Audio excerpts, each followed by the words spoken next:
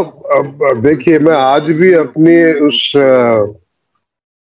Prediction पे कायम हूं। लोग जो है ना वो देख रहे हैं कि उसकी रेटिंग बहुत बड़ी। रेटिंग तो आप जो है पब्लिक में मीडिया को मैनेज करके किसी की भी बढ़ा सकते हैं, बहुत बड़ी बात नहीं है। पिछली दफा भी डोनाल्ड ट्रम्प ही जीते थे। ये लोग धांधली करके और किसी तरीके से कोर्ट और इलेक्शन को मैनेज करके आए हैं सत्ता में, और इनका आना पूरी दुनिया के लिए ठीक नहीं है। इन्होंने पूरी दुनिया को थर्ड वर्ल्ड वार के मुहाने पे लाके खड़ा कर दिया। ये लोग विघ्न संतोषी लोग हैं, इनको हथियार बेचने से मतलब है डेमोक्रेट्स। जबकि डोनाल्ड ट्रंप ने ही कोशिश की थी कि वर्ल्ड वार ना हो। तालिबान से समझौता डोनाल्ड ट्रंप ने ही किया था।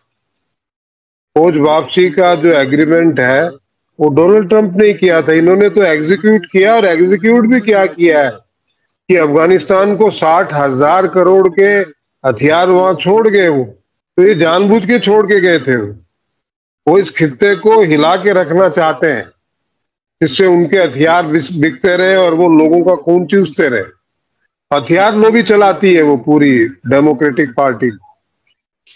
अब उनकी दिक्कत ये है कि वो चाहते हैं कि थर्ड वर्ल्ड वार इलेक्शन से पहले शुरू हो जाए, तो इलेक्शन ही ना हो अमेरिका में। कैमला हैरिस जो है वो ये दिखाने का प्रयास हो रहा है कि कैमला हैरिस जो है रेटिंग में आगे है। और यहाँ पे भी बहुत सारे एस्ट्रोलॉजर और पूरी दुनिया के एस्ट्रोलॉजर वो ये बोल रहे हैं कि उसकी कुंडली में राजयोग बहुत है, और वो किसी न किसी। अच्छा, मुश्किल ये होती है कि एक एस्ट्रोलॉजर बोलना शुरू कर देता है ना, तो बाकी पिटर पिटर उसके एक का वीडियो आ गया तो दूसरा भी उसी के हिसाब से बोलता है, और सारे फिर भेड़ों में भेड़ बन जाते हैं। तो कैमला हैरिस तो आज आई है, और आज ये बोलने लग गए कि ये जीतेगी। हमने तो जब न ट्रंप था न कैमला हैरिस थी, तभी हमने कह दिया था कि ये Donald Trump will be the last president of United states of America. तब तो इलेक्शन की कोई बात है, 1 साल पहले की बात है वो। हमने तो 1 साल पहले ही कह दिया था ये बात, और मैंने तो हालांकि 2-2.5 साल पहले अपने चैनल पे कही थी। फिर उसके बाद में अमेरिका यूनाइटेड नहीं रहेगा। हमने ये कहा था कि भैया ऐसा ही होगा। अच्छा, ये लोग क्या करते हैं, ये कैमला हैरिस की कुंडली देख रहे हैं, जैचा भी कैमला हैरिस का और ट्रंप का ही कंपेयर कर रहे हैं ना, और 2-4 लोगों ने कह दिया तो सबने लाइन से कहना शुरू कर दिया, लेकिन कोई भी अमेरिका का जायचा नहीं देख रहा। तो ये प्रेसिडेंट क्या होनोलुलु के बनेंगे या पापुआ द गिनी के थोड़ी बनने वाले हैं। अब अमेरिका के बनने वाले, तो अमेरिका का जायचा भी तो देखो। अमेरिका का जायचा कोई डिस्कस नहीं कर रहा। अमेरिका के जायचे में ये स्पष्ट दिखाई दे रहा है कि वहां का प्रेसिडेंट कमजोर प्रेसिडेंट होगा, इसलिए टुकड़े होंगे। तो कैमला हैरिस का इतना आगे है और इतनी स्ट्रॉन्ग प्रेसिडेंट है, तो अमेरिका कैसे टूटेगा। और वहां पे मैं आपको इतना भी बता दूं कि ट्रंप अपने टर्नओवर के अंतिम जो लास्ट पीरियड होगा कुछ 1-1.5 साल का, उसमें इसको सुनना भी बंद हो जाएगा। ट्रंप को ऐसे सुना करेगा है।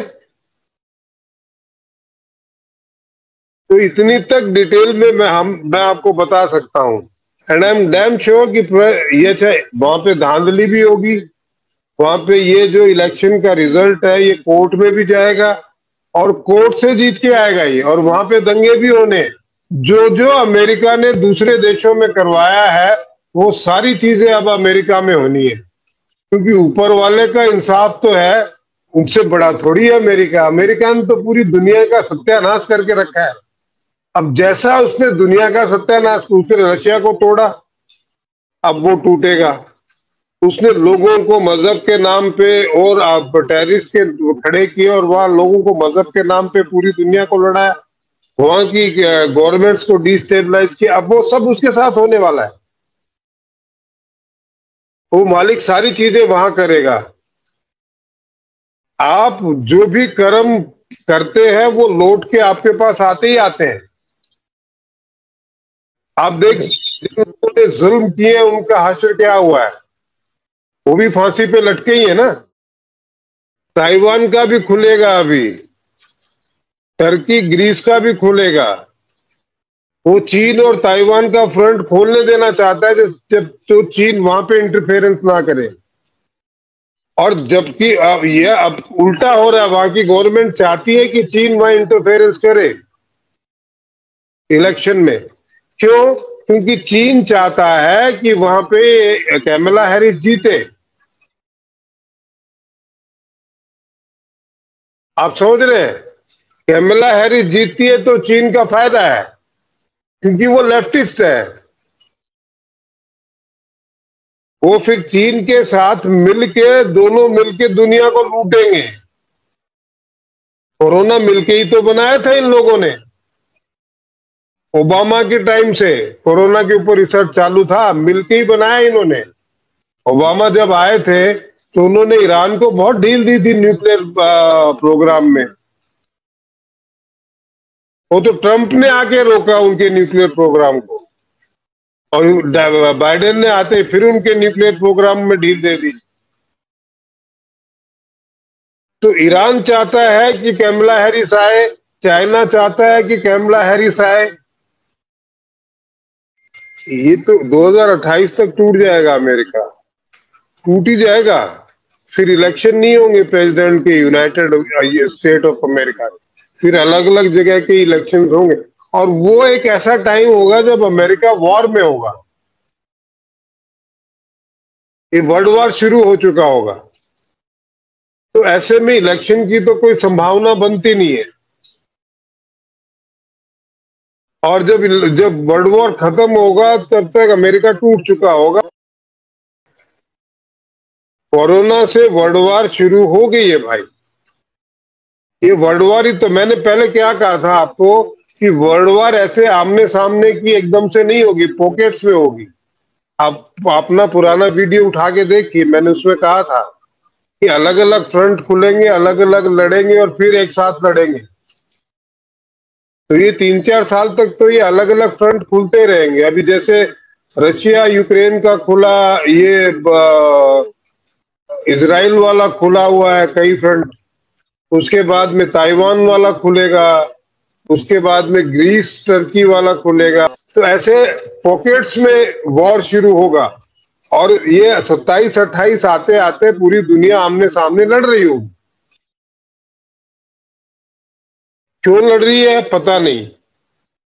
ऊपर वाला सफाई के मूड में है तो वो सफाई करेगा। जितने भी ये अहंकारी लोग हैं, जितने भी ये वाहियात लोग हैं जो लोगों को लड़ने मारने में यकीन रखते हैं, इन सब को खत्म कर देगा। फिर लड़ने के लिए कोई बचेगा ही नहीं।